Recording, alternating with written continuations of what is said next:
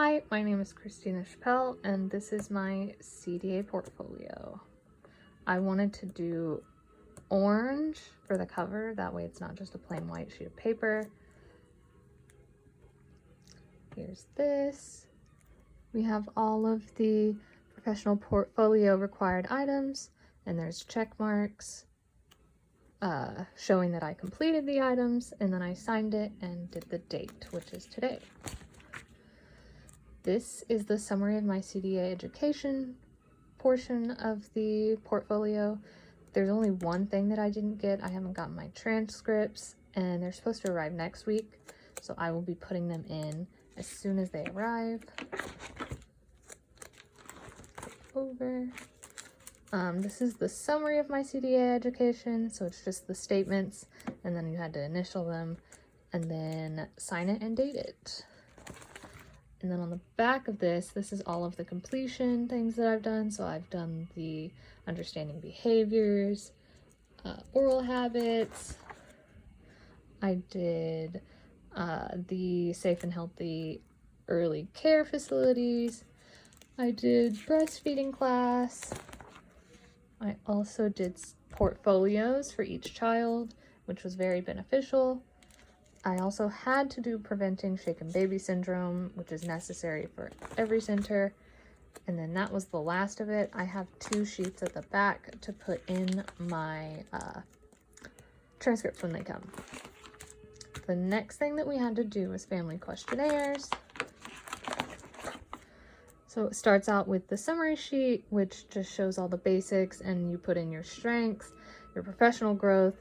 You list what you sent out, and then what you got at the end. These are just all the questionnaires. I did them front to back. So there's this one. There's that one. We have one more. That's the 5th one. The next thing that we had were the reflective dialogue worksheets, which is something that you don't fill out until you schedule the thing to have a verification visit. So I just filled out the 2 portions that we're supposed to and then left it in there. These are the CS1 resource collection items. So I just put my completion things and listed RC1 at the top. So here's all of these. We have a weekly meal. We have lesson plans, and then that was it. There was then the reflective competency statement, which is to establish and maintain a safe, healthy, and learning environment. So you just start out, here's the competency statement, CS1A, CS1B, and CS1C. The next thing was CS2 resource collection items, and this included activities that you can do. So I have RC21, I have RC22, RC23, RC24, RC25, RC26, RC27, RC28, and RC29. The next thing was then the reflective competency statement 2, which is to advance physical and intellectual competence. So this one starts out with CS2A. You start out with an intro and then you move on to your other ones. CS2B, CS2C, and CS2D. The next thing is the CS3 resource collection items. These were books that you can use in the classroom that shows inclusive. So we have all of these.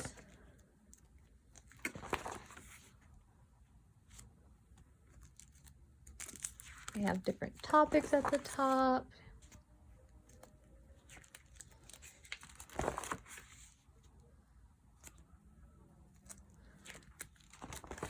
And that is the last one. The next thing was the reflective competency statement 3, which is to support social and emotional development and to provide positive guidance. So this one has the intro paragraph, then you have CS2A and CS2 CS3B. Sorry, CS3A and CS3B. And there's the end of that one. The next thing was CS4 resource collection items. This shows all of the different agencies in my location. So we have Cornerstone Family Counseling.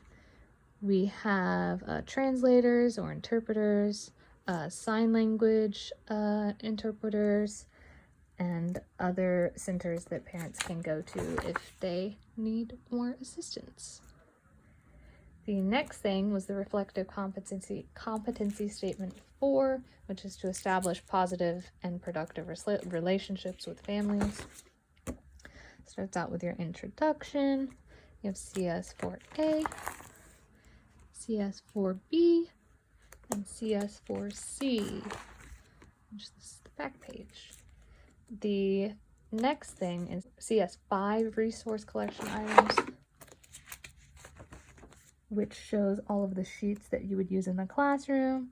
So I ended up taking off, covering up the center that I'm at because they wanted to keep confidentiality. So this is an incident report. The back of it, this is sick child policy. This is an incident report that you would use if you had to intervene.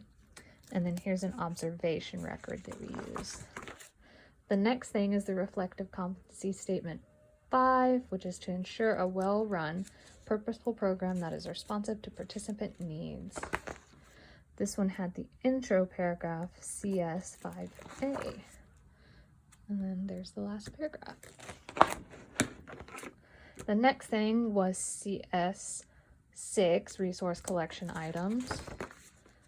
And that includes the licensing for your child care facility that you're at. So this is all of the licensing information. So like what the staff needs to be qualified in, if you need an associate.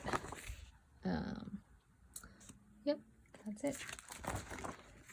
This shows the ratio of the child care center that you're at. It has all of them on there because we have all of these ages.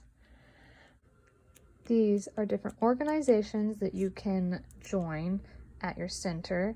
There's NACI, which has different levels, so entry level, standard, premium, and family membership, and the same goes for KC up at the top. The next thing, it talks about mandated reporters and when you're mandated to report and how you do it. It also has the number that you call to report. The next thing is reflective competency statement 6, which is to maintain a commitment to professionalism. And this starts out with another intro, and then it goes down to CS6A, CS6B, and that's the end of that.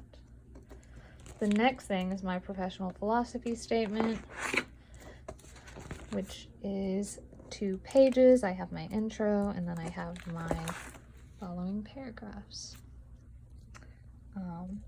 That is the end of my portfolio, and